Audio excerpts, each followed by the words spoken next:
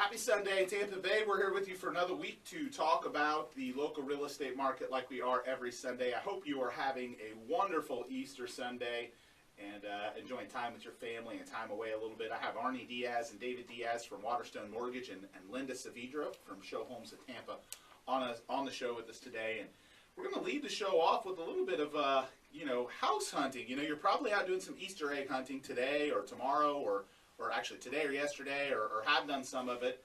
And we're going to start off with some quick house hunting tips for home buyers. Anytime we talk about these articles on air, though, we do put them on our social media channels. So if you want to get more information or click through and read into the articles in detail, you can follow us. You can go to our Facebook fan page, which is facebook.com/The Duncan Duo Show. You can follow us on Twitter by searching for The Duncan Duo. We're at The Duncan Duo. As well as our YouTube channel, we post videos of all the shows, as well as properties, neighborhoods, and video tips on our YouTube channel, which is youtube.com/The Duncan Duo. So, Arnie, you sent me this article, a great article, 3 quick hunting tips for home buyers, kind of comparing it to Easter egg hunting.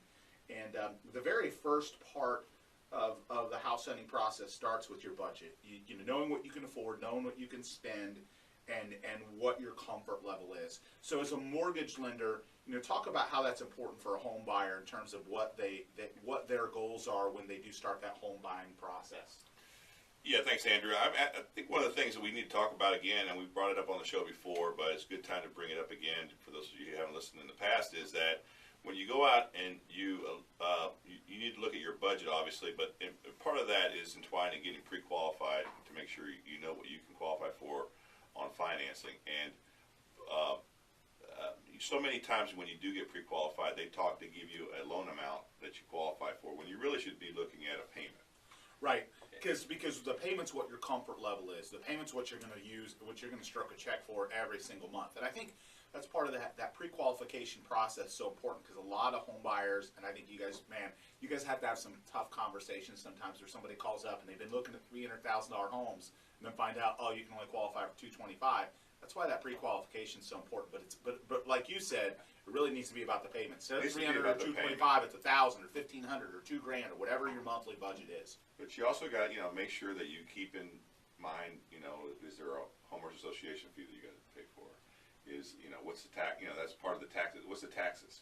When you're starting the process, we can give you what your principal and interest payment would look like on a certain loan amount, but we can't tell you what the taxes are. Right, it's going to be different, and it's going to be different because blood. And that's something a lot of people forget, because whether or not a property's homestead, got a homestead exemption on it, whether or not it's been owned by the prior owner for a long time, those first year taxes can be different based on a whole lot of variables. You can have the same home right across the street from each other, but then have the first year taxes. Eventually they'll adjust and they should start to even out. But you could have the first year tax numbers be completely different on the same exact home.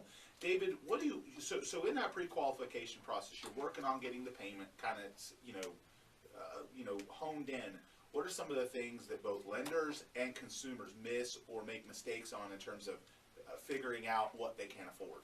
Well, I mean, you mentioned having a tough conversation if somebody's looking for $300,000 homes and they only get approved for $225,000. On the other side of the coin, sometimes people are looking for $225,000, and we can actually get them approved for much more. But it's very important to have that conversation to know what you're comfortable with. We don't want to put you in something that's just because you can qualify for it doesn't mean that you should necessarily go that high. But some of the things that people miss is, just like you guys were talking, the taxes and insurance. They can vary widely between home to home, neighborhood to neighborhood.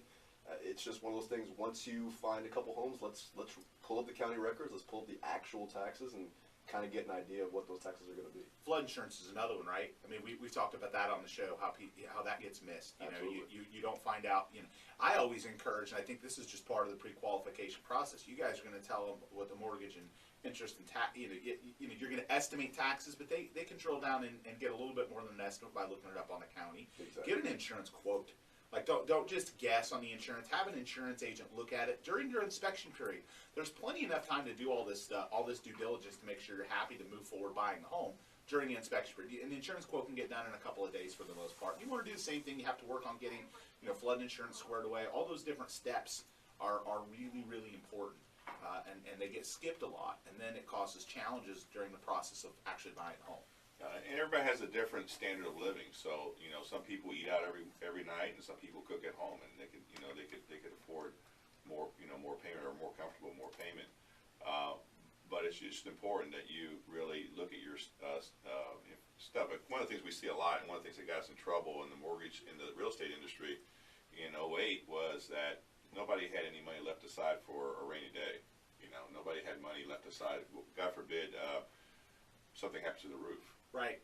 You know, you had no money left behind. You were qualifying for everything you could afford, and then if you had a financial setback, and that's just irresponsible. You know, you got to be responsible about it. And I think if you're a buyer, you know, the lender obviously is going to give the buyer, you know, some advice and get them in the loan that they want. But sometimes buyers push themselves to that max limit, and then something happens and they can't handle that hurdle. It's a conversation you have to have, because so many times we have, you know, these buyers that are looking, and they're only looking on the Zillow, or they're only looking here, and they're not getting the full picture of what that, you know, Zillow's only going to tell you a little bit of the story. They're Right. not going to, you know, they're going to break down and have some random amount in there, but, you know, there's taxes, there's insurance, there's HOA fees, there's potentially flood insurance, so, you know, it's just, and repairs and maintenance. Yeah, repairs and maintenance. And if you really fall in love with a house, I mean, and you're kind of tight, you know, totally recommend getting a home warranty. You guys sell your Home warranty, yeah, Home Warranty of America that works for us does a 13-month home warranty, and they're fantastic. I think that's a great product for someone that doesn't have the reserves, that needs a little bit of insurance on if something goes wrong. So let's talk about, you know, the house hunting process. You know, a couple of I call them ninja tips. That's my favorite word, ninja tips. A couple ninja tips that I have. So you're out there searching for a home. I think a couple things are really important. All the basic stuff. You're going to look at the home. You're going to drive the neighborhood. Drive the neighborhood at night. Okay, so go back and look at the property at night. What's going on in the neighborhood at night? Okay, make sure you're comfortable with that. I think a second one is you're out looking at a lot of homes. You're going to remember very few of them. The average consumer will look at 15 homes, and they can't remember whether this one had the big bathroom, a small bathroom. You know, they have to go back through and look at the photos. There are a couple really cool apps that allow you to sketch a floor plan.